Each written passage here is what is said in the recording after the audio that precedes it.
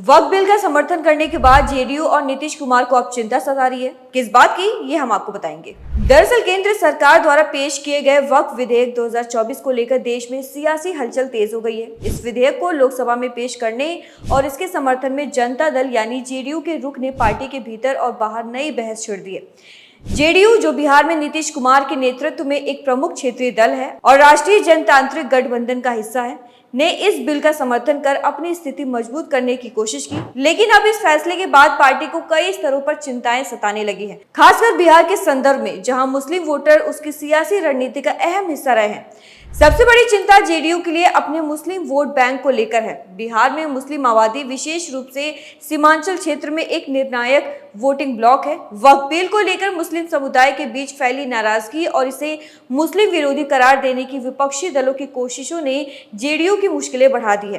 Party के कुछ नेताओं जैसे एमएलसी गुलाम गौस ने बिल का खुलकर विरोध किया और इसे वापस लेने की मांग की है। गौस ने चेतावनी दी कि अगर ये बिल पास हुआ तो मुस्लिम समुदाय देशव्यापी आंदोलन शुरू कर सकता है। इस तरह के बयानों से पार्टी में आंतरिक मतभेद उजागर हुए हैं, जो जेडीयू के लिए एक बड़ी चुनौती बन सकते हैं। हाल ही में जेडीयू के दो बड़े नेताओं कासिम अंसारी और शहनवाज मलिक ने बिल के समर्थन के विरोध में इस्तीफा दे दिया, जिसने पार्टी में बगावत की आशंका बढ़ गई है। दूसरी चिंता बिहार में आगामी विधानसभा चुनावों को लेकर है। 2025 में होने वाले इन चुनाव में जेडीयू पहले ही राष्ट्रीय जनता दल और कांग्रेस जैसी विपक्षी दलों से कड़ी टक्कर की उम्मीद कर रही है। वक्फ बिल के समर्थन को विपक्ष एक हथियार के रूप में इस्तेमाल कर सकता है, खासकर मुस्लिम मतदाताओं को यह संदेश देने के लिए कि जेडीयू उनके हितों के खिलाफ काम कर रही है। वहीं आरजेडी नेता तेजस्वी यादव पहले ही इस मुद्दे पर नीतीश कुमार को घेरने की कोशिश कर चुके हैं। ऐसे में जेडीयू को डर है कि उसका पारंपरिक वोट आधार, जिसमें मुस्लिम और पिछड़ा वर्ग शामिल है, खिसक सकता है। तीसरा पहलू नीतीश कुमार की धर्मनिरपेक्ष छवि से जुड़ा है। नीतीश लंबे समय से बिहार में